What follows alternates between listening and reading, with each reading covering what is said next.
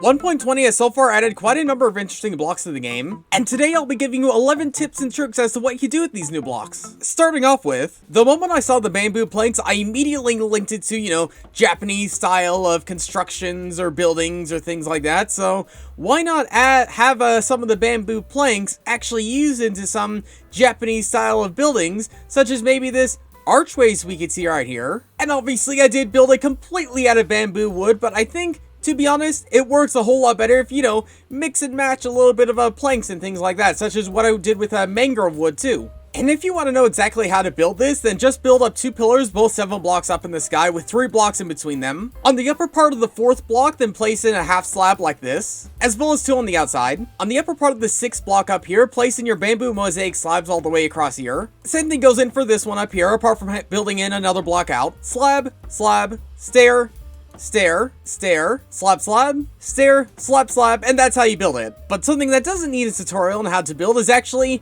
this thing right here, which actually uses hanging sides on the lamp, which means in the case that you want to have, sort of maybe directions or something like that on these hanging signs, as well as having, lights hanging down them, then this might be a pretty good way of doing it. You could say, I don't know, say spawn is in this direction right here or something like that, and then just have yourself a lantern right below it, and yeah, kind of serves 2 purposes now of actually decorating the place as well as giving you directions. But obviously that's just one of many examples of what you could do with these lamps now. It could be direction, it could just be decoration, it could be pretty much anything in terms of when you build up these lamps. Speaking of anything, this next one is kind of 2-in-1 in some ways, because I decided to build up pretty much the exact same kitchen using the exact same type of block palettes and everything, but just switched around, because as we can see, we have bamboo mosaics on every other block right here, and then the normal bamboo planks like that going in a crisscross direction over here, and then over here we actually have the chiseled bookshelves as well as the beehives in a chiseled direction right here. But other ways you could use the chiseled bookshelf is, I don't know, for countertop areas, or for another way of decorating upper shelves, as we can see right here. And honestly, I think the more variety you have up here, the better it is, and the fact that we have another type of block with a really cool type of side pattern really, opens up the ideas and the possibilities for decorative areas in sort of inside of places like a kitchen. Speaking of inside of a kitchen, you might be expecting to use, your furnaces or your ovens or things like that. Well, if you want to have your furnace or oven look even better than before, then might I recommend you, I don't know, having a few hanging signs in front of it or something like that. I mean, if you're gonna build a kitchen, you might as well build a big oven. And if you're gonna build a big oven, you might as well add in the details too. And if you couldn't tell, the way I did this easily was just placing them one after the other after the other. I mean, you don't want to accidentally just step into your oven. I mean, come on, what sort of safety violations would that violate? Probably not as many as the next one, being the fact that if you don't know yet, you could actually stand on top of these types of hanging signs and actually stop you from walking forward, which means you could theoretically use them in sort of bridges or something like that. Now obviously this isn't the biggest or best bridge in the world, but it still gets the idea across that this actually does make it look really cool and really, inventive in using your actual hanging signs. Speaking of being inventive, this next building tip is not quite so inventive, because every single person who saw Minecraft Live knows that comparators can take outputs from chiseled bookshelves,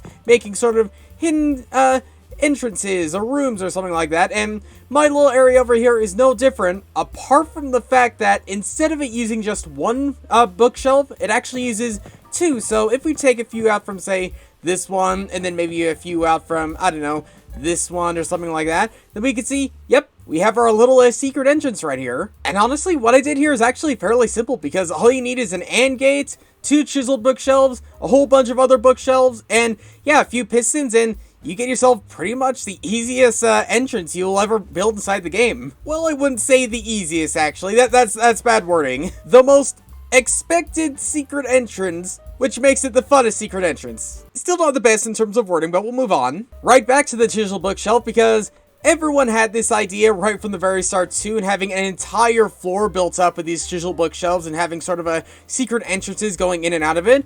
One way I would recommend you actually do this is actually to do with the top texture of it, because I don't know how many people realize this, because if you look at the top of this one texture, it might just look, the exact same on every single angle.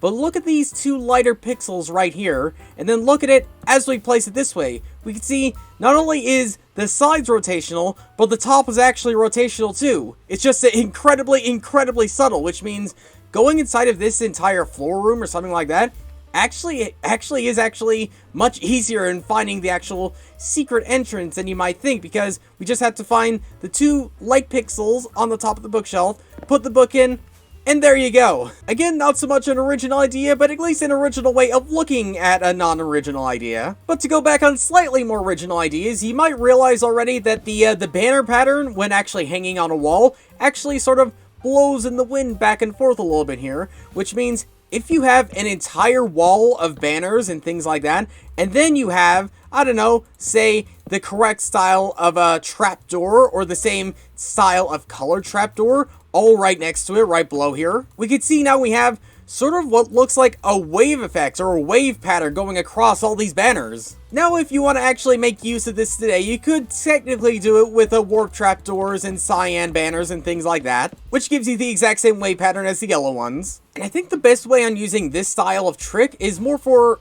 ambience or something like that, and the best way I could think of it is placing them on the side of houses. Yeah, I'm not that original when it comes to things like that, but I figured this trick is so cool an idea, and the fact that we have new yellow trapdoors with yellow blocks and everything, it was just too big an opportunity not to mention. I don't know, if you have any ideas as to what you could use this trick for, then send the builds to me on Discord or Twitter or whatever. Link down below as always. But something I'm a little more confident on is these little cages we can see right here. Now, once again, kind of like the wave, you could technically do it today, but the only outcome you get is something like this.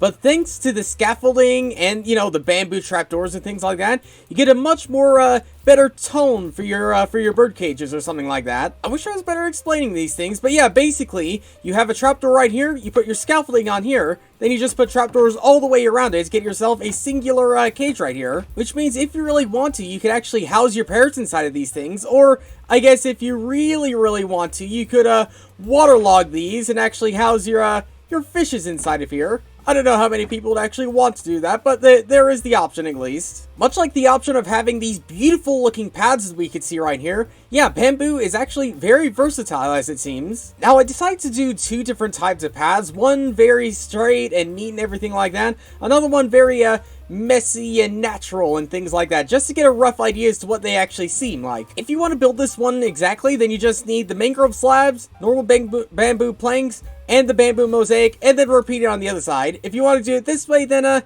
yeah, just go with the flow. Just, do what you think is right and what you think is natural in terms of ways. Jeez, I was horrible in explaining this, but yeah, to put it simply, just don't be too neat with anything like this. Just go natural, go a little messy here and there around here, to make it, as the name implies, feel very natural when going down this one path. Or if you want a very straight, neat, and easy to build one, then this one's here too. But speaking of very messy and very natural, you might be expecting, to do some terraforming with bamboo at one point or another, and one block you might want to add on top of the bamboo is actually the bamboo fence, because placing it right next to each other actually makes it feel like it's more dried out bamboo, which actually gives for a little bit more of color differences inside of your bamboo forest, as we could see in this sort of example over here. Yeah, this is a very messy terraforming or anything like that, but it still goes off the idea that having different types of colors of bamboo, or what looks to be bamboo, inside of your bamboo terraform forest